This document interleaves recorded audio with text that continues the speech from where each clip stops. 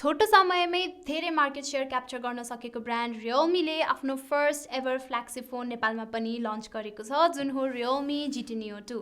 र यो phone lunch हुनु अघि नै यसले नेपाली मार्केटमा चाहिँ काइन्ड अफ एउटा बज क्रिएट गरिसकेको थियो। Hi everyone, I am Sabina Adhikari from gadgets in Nepal र आजको हाम्रो यो भिडियोमा हामी GT Neo 2 लाई अनबक्स गर्नेछौँ। हामीलाई यो फोन कस्तो लाग्यो, हाम्रो फर्स्ट इम्प्रेसन पनि शेयर गर्नेछौँ।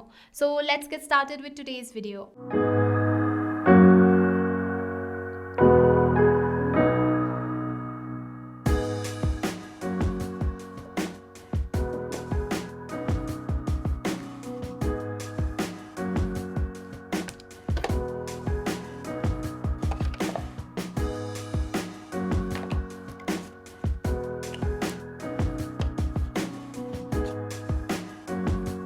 बक्सभित्र चाहिँ तपाईँले user manual, SIM ejector pin, type C cable र 65 वाटको फास्ट चार्जर चाहिँ पाउन सक्नुहुन्छ। र यो चार्जर चाहिँ हल्का नर्मल चार्जरको बेसिसमा चाहिँ हल्का हेभी अनि हल्का ठुलो पनि छ।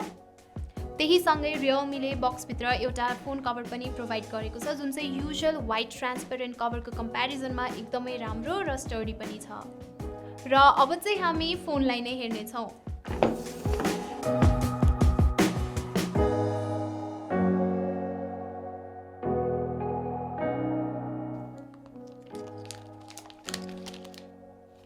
सो मलाई चाहिँ यो फोनको शेड चाहिँ एकदमै राम्रो लाग्यो। यसको लुक पनि एकदमै स्टाइलिश छ अनि स्पेशली यसको कलर चाहिँ एकदमै युजुअली मार्केटमा अफर नगरिएको कलर शेड चाहिँ Realme-ले प्रोभाइड गरेको छ। सो अब चाहिँ हामी यो फोनको स्पेक्सहरूलाई हेर्नेछौँ।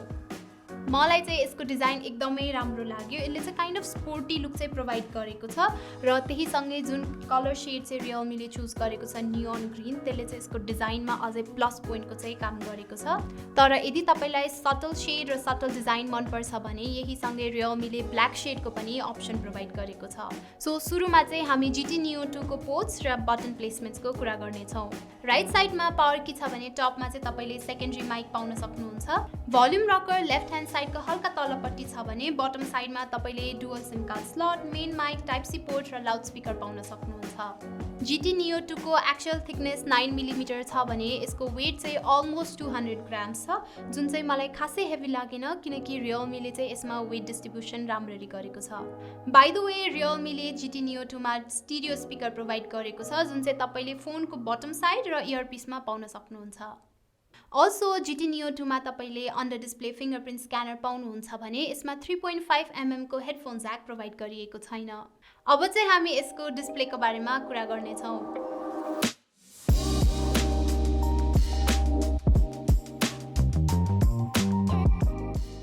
GT Neo 2 मा तपाईँले 6.62 इन्चेसको एमोलेड डिस्प्ले पाउन सक्नुहुन्छ विथ फुल HD+ रेजोल्युसन। त्यही सँगै यसमा 120 हर्जको रिफ्रेश रेट प्रोभाइड गरेको छ र यसले 600 हर्जसम्मको टच स्याम्पलिङ रेट सपोर्ट गर्छ। अब चाहिँ हामी यसको क्यामेराको बारेमा कुरा गरौँ। GT Neo 2 को पछाडिपट्टि तपाईँले ट्रिपल क्यामेरा सेटअप पाउनुहुन्छ, जसमा 64 मेगापिक्सलको main camera, 8 megapixel ultra wide र 2 मेगापिक्सलको म्याक्रो क्यामेरा प्रोभाइड गरिएको छ। फ्रन्टमा Realme-ले 16 मेगापिक्सलको पन्च होल डिजाइनमा सेल्फी क्यामेरा प्रोभाइड गरेको छ। GT Neo 2 को ब्याक र फ्रन्ट क्यामेराबाट हामीले केही पिक्चर्सहरू क्लिक गरेको छौँ। हजुरहरूलाई यो फोटोहरू कस्तो लाग्यो हाम्रो कमेन्ट सेक्सनमा भन्न नबिर्सिनुहोला।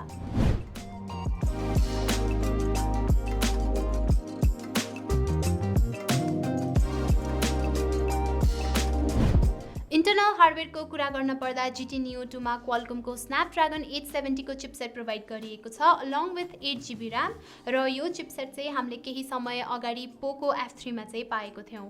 यदि तपाईँ गेमर हो भने चाहिँ Realme GT Neo 2 मा तपाईँले 60 FPS सम्म PUBG मोबाइल खेल्न सक्नुहुन्छ। सफ्टवेयर साइडमा Realme-ले GT Neo 2 मा Android version 11 with Realme UI 2.0 provide गरेको छ र यो चाहिँ इन्डियन भेरिएन्ट भएको कारणले हामीले चाहिँ यसमा ब्लटवेयरहरू चाहिँ अलिक धेरै पायौँ।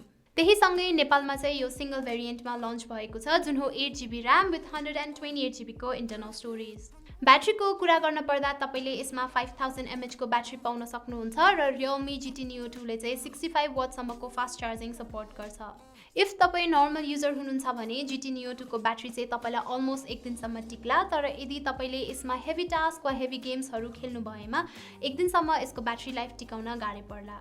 र फाइनली अघि हामीले भने जसरी नै GT Neo 2 नेपालमा सिंगल भेरिएन्टमा लन्च भएको छ, जुन हो 8GB RAM with 128GB internal storage र यसको करेन्ट मार्केट प्राइस रहेको छ 54,200 र यो चाहिँ नेपालमा दुईटा शेडमा अवेलेबल गरिएको छ, जुन हो नियो ब्ल्याक र नियो ग्रीन।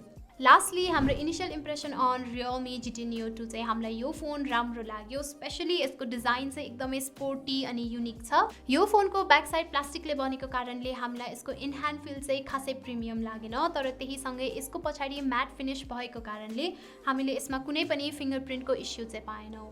सर्ट टाइम युजमा यो फोनले हामीलाई इम्प्रेस गर्यो, तर हामी यसलाई केही समयसम्म चलाउनेछौँ र भेरी सुन हाम्रो च्यानलमा हामी Realme GT Neo 2 को फुल रिभ्यू भिडियो ल्याउनेछौँ।